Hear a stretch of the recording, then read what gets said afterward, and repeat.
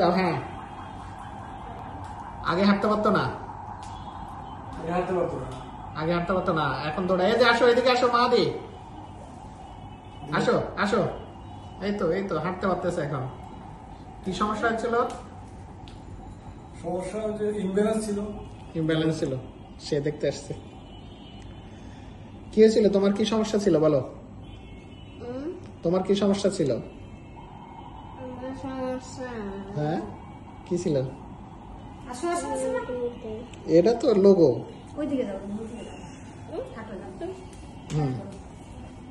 ওর মাথায় পানি জমছিল নাকি? ওর মাথায় পানি ছিল, মানে জন্মের সময় তার একটা হয়তো এটা কি যেন ব্লক না কি জন্য ব্লক ছিল, তার জন্য পানি বের হতো না। পানি একটা স্টেনোসিস বলে, যেটা পানি বের হতো না। মাথা বড় হয়ে গেছিল। তারপরে আর কোন এর জন্য অপারেশন করছিলেন কোন?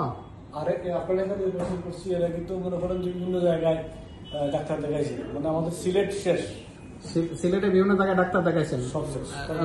তারা কোনো সমাধান দিতে পারেন? সমাধান দিছিল যে মাউন্ট রেডুলাতে একজন বসেন উসমানী, উনি আবার ওই যে কি বলে ওনার এটাকে ট্রেনিং প্রাপ্ত।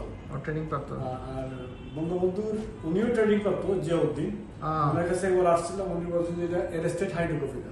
অ্যারেস্টেড হয়েছিল। তারপরে যখন আবার এতে আসলাম, ওই যে কি বলে এটারে, এখানে বঙ্গবন্ধুর এখানে দেখাচ্ছেন, ওনারা বলছিল অ্যারেস্টেড হাইড্রোকেফালাস, অ্যারেস্ট হয়ে গেছিল। অ্যারেস্ট হওয়া মানে সেটা না বাড়া, কিন্তু তার তো শারীরিক লক্ষণ ছিল, সে হাঁটতে পারতো না, তারপরে চলতে পারতো না, এখন তো হাঁটতে পারে, তার মানে এটা তো অ্যারেস্টেড না।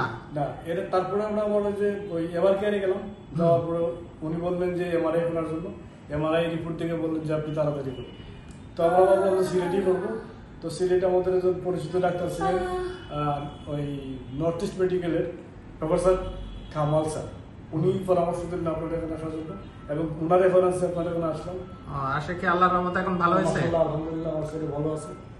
এই যে মাহাদি, হেঁটে দেখাও, তোমার তো হেঁটে দেখাও, আবার আসো। এই তো ভালো বাচ্চা। হ্যাঁ, এই তো।